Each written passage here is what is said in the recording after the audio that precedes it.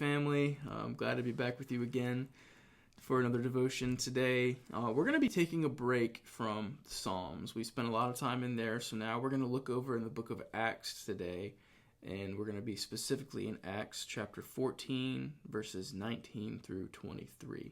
So I'm going to read verses 19 and 20. It says, "But Jews came from Antioch and Iconium, and having persuaded the crowds, they stoned Paul, and they dragged him out of the city, supposing that he was dead.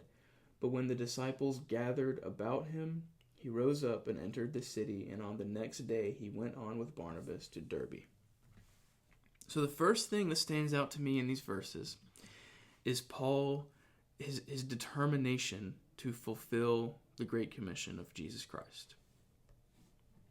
He is extremely determined to preach the gospel to the lost and to make disciples. Now, the fact that the Jews were upset with him, it shows us that Paul was very active in this. He wasn't just passive in his relationship with Christ or passive in his teaching. He was very active.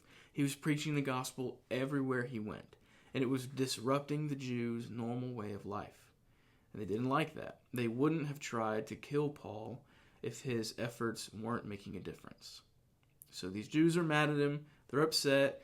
They hate Jesus. They hate the gospel. So they decide they're going to stone him. So they stone him, and they drag him out of the city, and it was so bad that they're convinced that he has died. Now, I can only imagine what Paul looked like, what he must have looked like for them to think that he was dead. So they leave him. They think he's dead. And the disciples, they gather around him, and Paul gets up. Praise God, he gets up. He's not dead.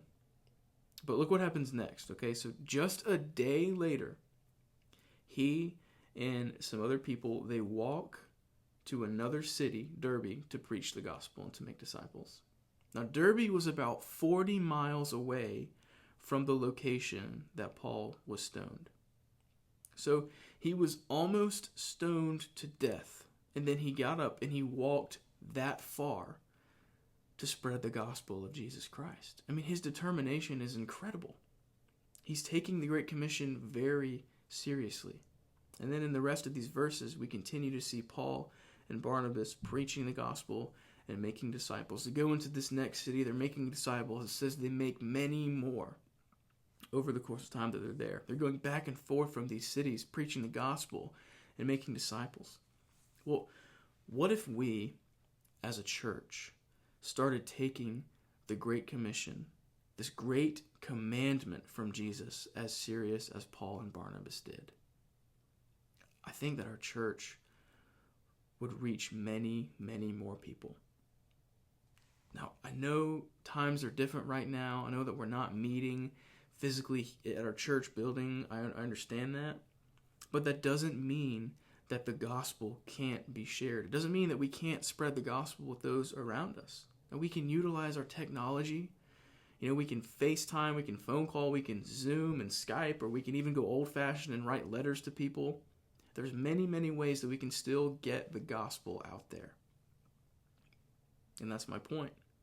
We can still use this time to spread the gospel to those around us. So be thinking and be praying about those around you who you can share the gospel with. Be praying for opportunities to share the gospel, because I guarantee that if you pray for opportunity, then God is going to give you opportunities to share the gospel. Let's take it seriously, church. It's why we're here, to share the gospel, to get the good news of Jesus out, to share this hope. And right now, especially during all of this crazy time with COVID-19, people need hope.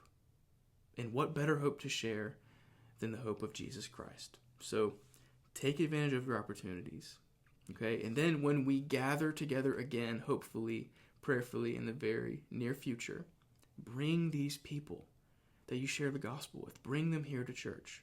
So together, let's take the Great Commission very seriously, and let's reach those around us for Christ.